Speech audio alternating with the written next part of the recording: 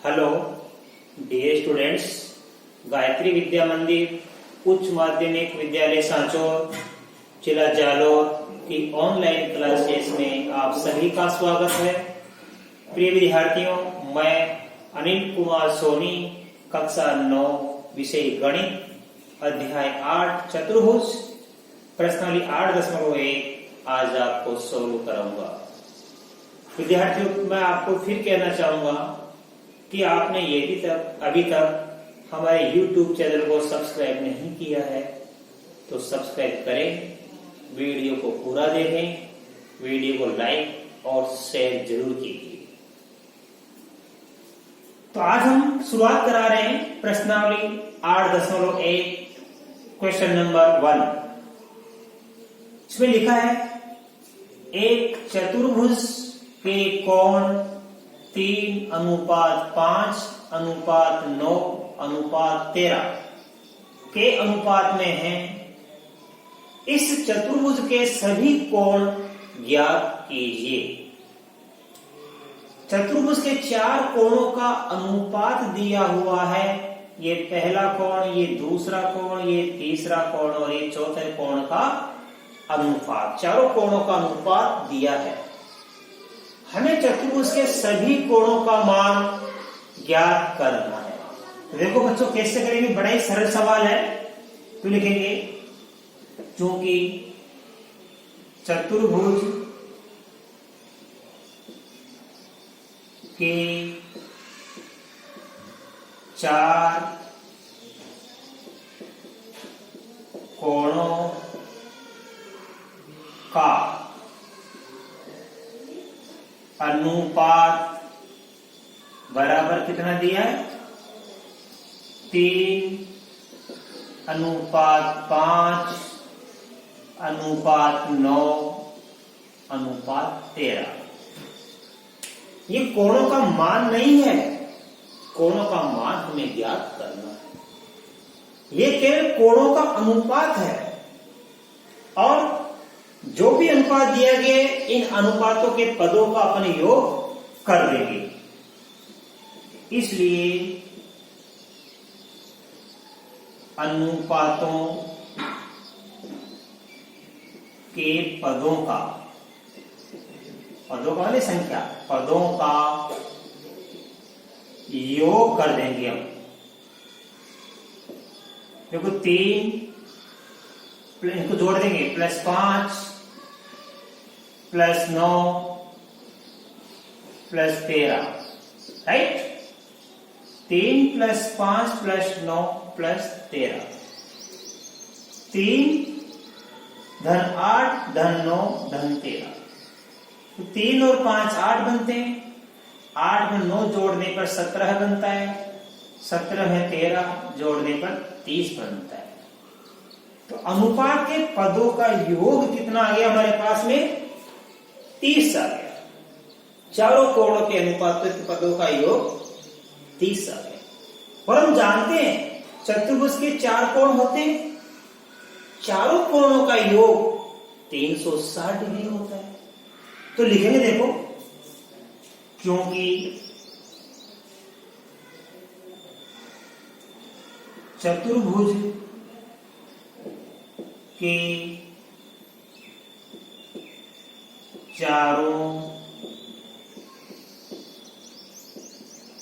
कोणों का योगफल बराबर कितना होता है बच्चों, 360 डिग्री होता है। त्रिभुज के तीनों कोणों का योगफल 180 डिग्री होता है, आपको बता रखा है। और चतुर्भुज के चारों कोणों का योगफल 360 डिग्री होता है। अब हमें चतुर्भुज के चारों कोणों का मान ज्ञात करना है, 360 में से ज्ञात करना है कि 360 में से चारों कोण कितने कितने डिग्री के होंगे। यहां पे चारों कोणों का योग कितना दिया है, 30। तो ये 30 में से पहला कोण, ये दूसरा कोण, ये तीसरा कोण, ये चौथा कोण, 30 में से तो मान दिया हुआ है, हमें 360 में से ज्ञात करना है। पहले कोण का मान क्या करेंगे, तो 30 में से 3 है, तो इसको लिखेंगे 3/30। अब 360 में से ज्ञात करना है तो गुणा कर देंगे 360 से। तो कैसे करेंगे? इसलिए नंबर 1 पहला कोण, चतुर्भुज का पहला कोण, चतुर्भुज का पहला कोण, देखो बच्चों 30 में से 3 है, तो 3 बटा क्या लिखेंगे हम? 30, राइट।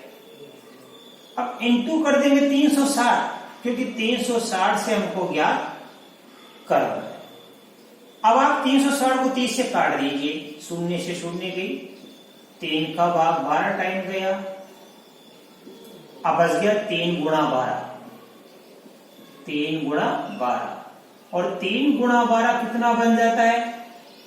36 डिग्री। इसका मतलब पहला कोण आ गया 36 डिग्री। इसी प्रकार हम दूसरा कोण क्या करेंगे? चतुर्भुज का, ये चतुर्भुज है, ये का है, का दूसरा कोण कितना है? 5, तो 5 बटा 30 लिखेंगे, 5 बटा 30 गुणा में 360, इसी प्रकार करके देंगे। 30 से हमने काट दिया 12 टाइम, तो ये आ जाएगा 5 गुणा 12, 60 डिग्री। अब हम ज्ञात करेंगे बच्चों इसी प्रकार चतुर्भुज का तीसरा कोण, चतुर्भुज का ये तीसरा कोण,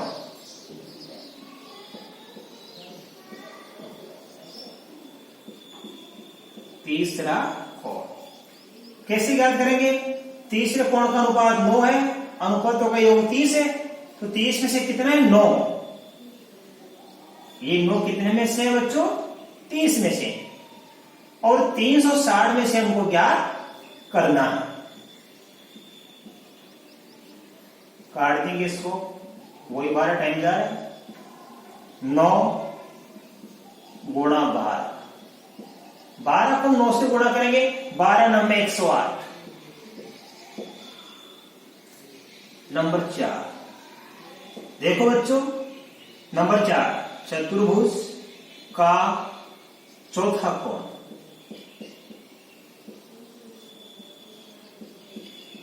चौथा कोण का मान हम ज्ञात करेंगे। देखो चौथे कोण का मान 13 दे रखा है, कितने में से? 30 में से, तो 13 बटा 30 गुणा 360, राइट। अब 30 को इससे काट देंगे, वापस 12 बार गया, तो 13 गुणा 12, 13 को 12 से गुणा करेंगे, 13 दूनी 26 की 6, हासिल के 2, 13 कम 13 2 जोड़ देंगे 15। तो ये हमने चारों कोणों का मान ज्ञात कर लिया। तो मैं समझ सकता हूं कि आपको, आशा कर सकता हूं मैं कि ये पहला सवाल आपको बड़ी अच्छी तरीके से समझ में आया होगा। अब आप इसका स्क्रीनशॉट ले लो, मैं इसके बाद बच्चों क्वेश्चन नंबर 2 आपको सोल्व कराऊंगा।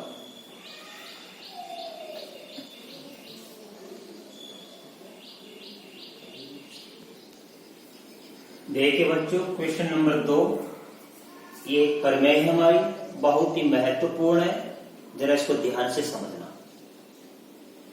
यदि एक समांतर चतुर्भुज के विकर्ण बराबर हो तो दर्शाइए कि वह एक आयत है।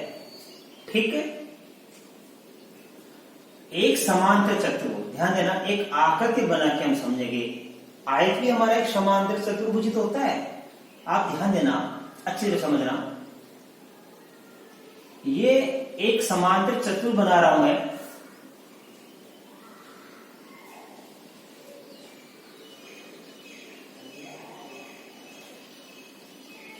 ए बी सी डी, ठीक है, और इसके में 2 विकर्ण भी खींच रहा हूं। देखा ना, एक समांतर चतुर्भुज बनाइए, चित्र बनाना सीखो, फिर इसके विकर्ण भी खींचेंगे। और विकर्ण कैसे बराबर।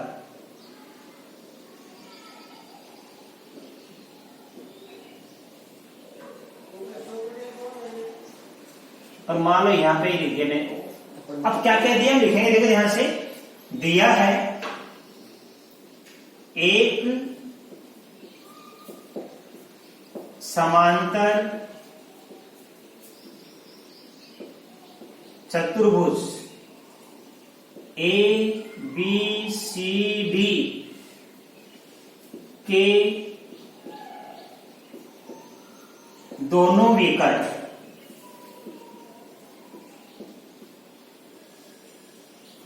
AC तथा ये AC और BD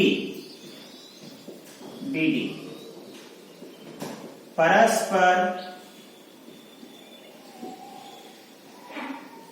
बिंदु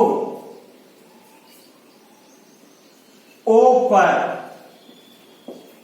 प्रतिच्छेद करते हैं।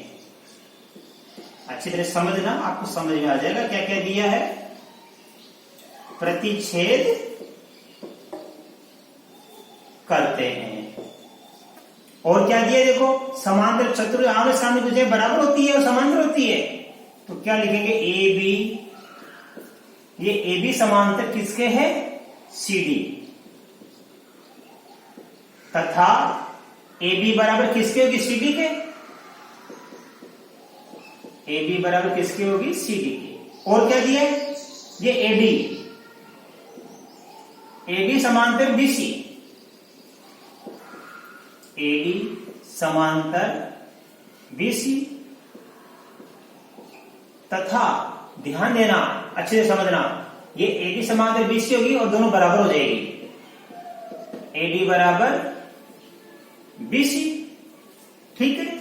अब हमें सिद्ध करना है, दूसरी बार में क्या लिखते हैं, दूसरा पॉइंट सिद्ध करना है। देखो बच्चों, अब हमें सिद्ध करना है। अब क्या सिद्ध करना है, देखो ध्यान से। हमें सिद्ध करना है कि एबीसीडी एक आयत है। सिद्ध करना है ए बी सी डी एक आयत है तथा, अब एबीसीडी एक आयत है तथा आयत के चारों कोण बराबर होते हैं, मतलब 90 डिग्री होते हैं, तथा कोण ए बराबर, कोण बी बराबर, कोण सी बराबर, कोण डी 90 डिग्री होंगे। ये हमको सिद्ध करना है बच्चों, राइट। दिया है, हमने लिख दिया। सिद्ध क्या करना वो भी हमने लिख दिया बच्चों। अब आप ध्यान दीजिए, इसके लिए उत्पत्ति लिखते हैं।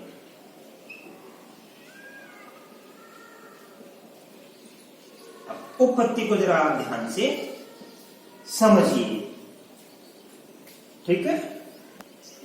अब देखो बच्चों, हमें उत्पत्ति लिखनी है, और उत्पत्ति से पहले हम दिया में ये भी लिख सकते हैं कि ये विकर्ण एसी और बीडी बराबर है। हम लिख सकते हैं तथा विकर्ण एसी बराबर बीडी। उत्पत्ति के लिए देखो हमारे पास, देखो बच्चों, एक तो ये ए बी सी त्रिभुज बन गया, ये ध्यान देना, यहां से लिख लिया ये त्रिभुज, ठीक है। त्रिभुज ए बी सी, एक हमारे पास यहां से लेके ये बन गया, कौन सा, बी ए डी। एक तो ए बी सी, एक यहां से लेके बी ए डी, तथा त्रिभुज बी ए डी में, कहने का मतलब इन दोनों त्रिभुज को ए बी सी और बी ए डी को हम क्या कर देंगे, सर्वांग समसिद्ध कर देंगे। कैसे, जो क्या क्या बराबर है, ए बी सी और बी ए डी। इसमें ध्यान दो, ये ए बी सी में ये भुजा ए बी है और बी ए डी में भुजा ए बी है, तो हम क्या लिखेंगे, ए बी बराबर ए बी।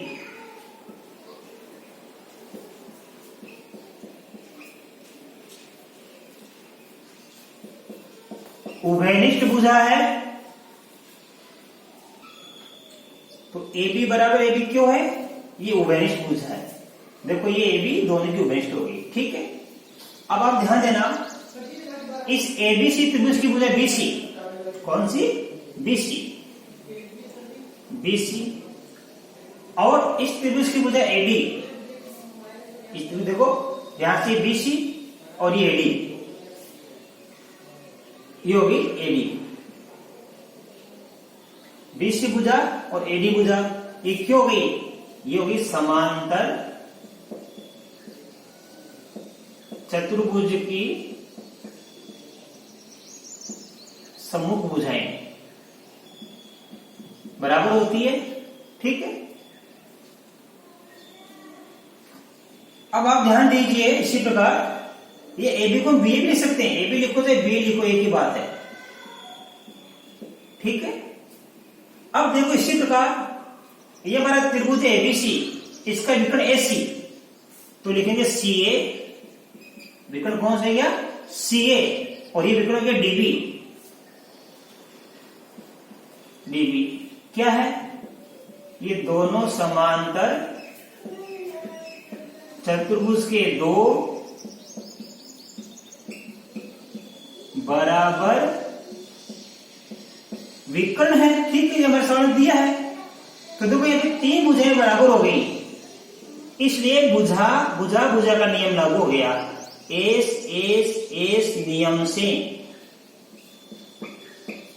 त्रिभुज एबीसी, देखो ये ए बी सी, ये एबीसी और बीएडी, ये बीएडी, तो एस एस एस नियम से त्रिभुज एबीसी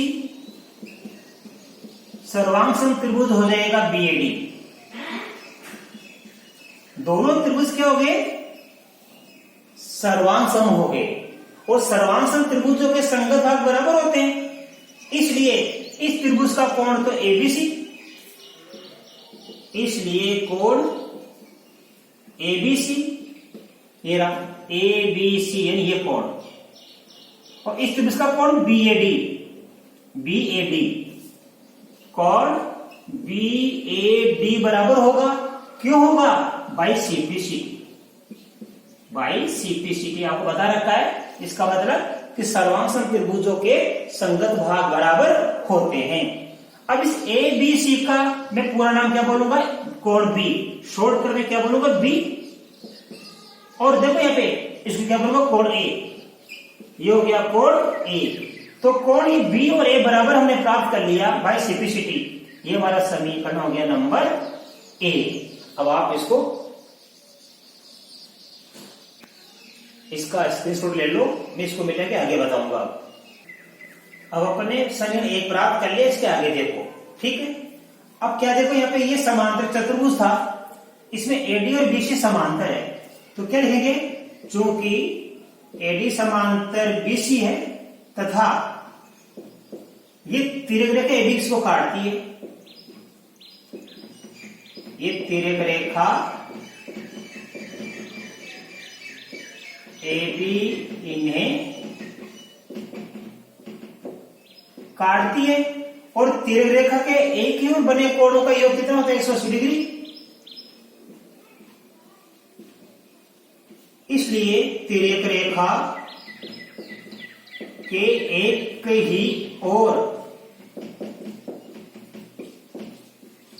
बने कोणों का योग 180 डिग्री होता है।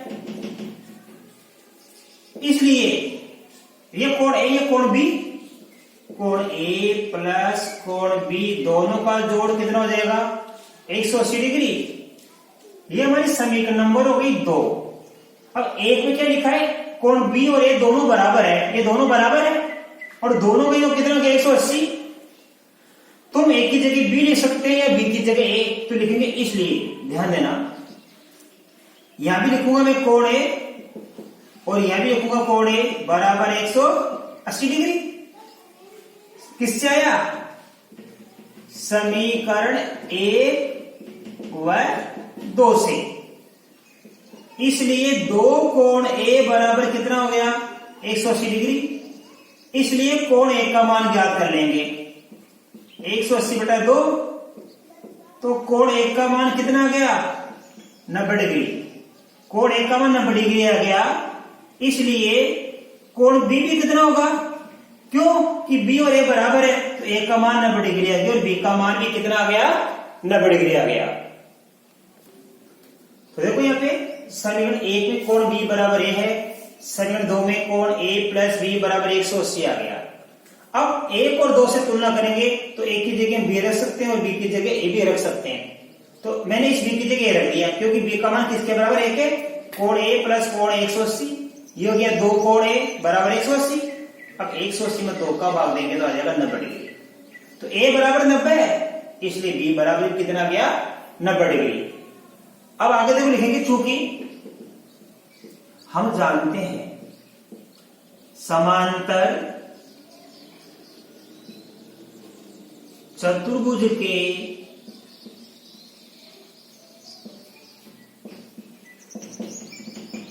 सम्मुख कोण बराबर होते हैं, इसलिए ए का सम्मुख कोण सी, तो कोण ए बराबर कोण सी होगा और दोनों का मान कितना हो जाएगा? 90 डिग्री। और बी का सम्मुख कोण डी है, इसलिए कोण बी बराबर कोण डी कितना हो जाएगा? 90 डिग्री हो जाएगा। तो ए का सम्मुख कोण कितना है यहाँ पे? सी, और बी का सम्मुख कोण कितना है? डी। तो ए और सी आपस में बराबर हो जाएंगे, बी और डी आपस में बराबर हो जाएंगे। ठीक है, तो दोनों बराबर हो गए। तो देखो, इसलिए ये ध्यान देना, ये हमारे पास समीकरण क्या हो गई? यहाँ पे 3। ठीक है, अब बाकी मैं यहां सिखा रहा हूं आपको। इसलिए कोण ए बराबर कोण बी बराबर कोण सी बराबर कोण डी बराबर क्या हो गया? 90 डिग्री चारों कोण। तथा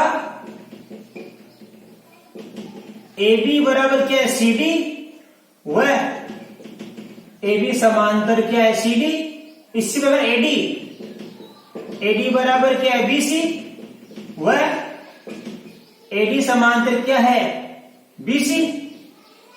इसलिए ए बी सी डी एक आयत है। ए बी सी डी क्या हो गया? एक आयत है। इति सिद्धम, यह आपको प्रमेय अच्छी तरह मैंने आपको सिखा दिया। तो अच्छी तरह समझ आ गया आपके बच्चों? धन्यवाद।